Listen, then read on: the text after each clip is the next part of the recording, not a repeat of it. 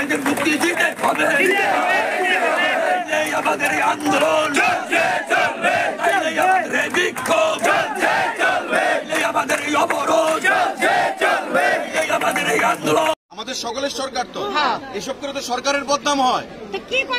কি করতাম না, পুলিশ অ্যারেস্ট করছে, এখন আমরা আইনি ভাবে দেখুন। না না, এসব তর্ক করবেন না, বিনা কারণে না, যেটাই কারণে পুলিশ এখন তদন্তক্রমে বাইরিব। পুলিশের ডিউটি করছে।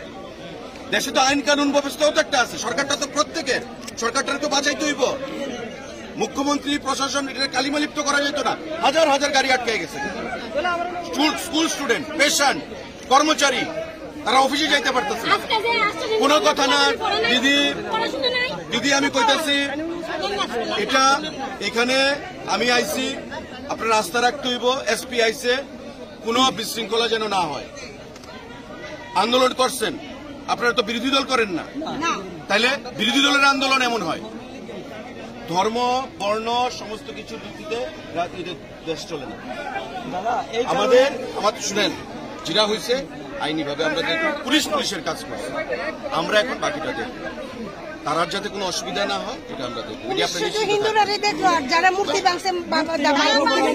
আমি নাট মন্দির করে দেবো, আমি এখন আপনি এখন কি করবেন? রাস্তা বয়ে থাকবেন? শাস্তি হইব, পুলিশ শাস্তি দিব, সব হইব।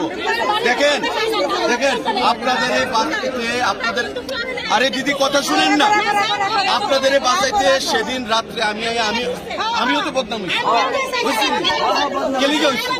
কিন্তু আমি তো এটা কেয়ার করছি না। আমি জানি এটা হুমু, তারপর আমি আইছি, আপনাদের লেগে আইছি তো।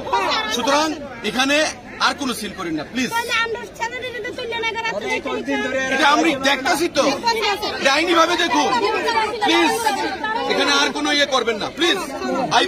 আমি আপনাদের প্রত্যেকের কাছে হাত জোর করে, এটা আমার বদনাম, আমার বিধানসভা কেন্দ্র, আমার সরকার, আমার মুখ্যমন্ত্রীর বদনাম, প্রশাসনের বদনাম। আমি যে কথাটা কইতাছি শুনো,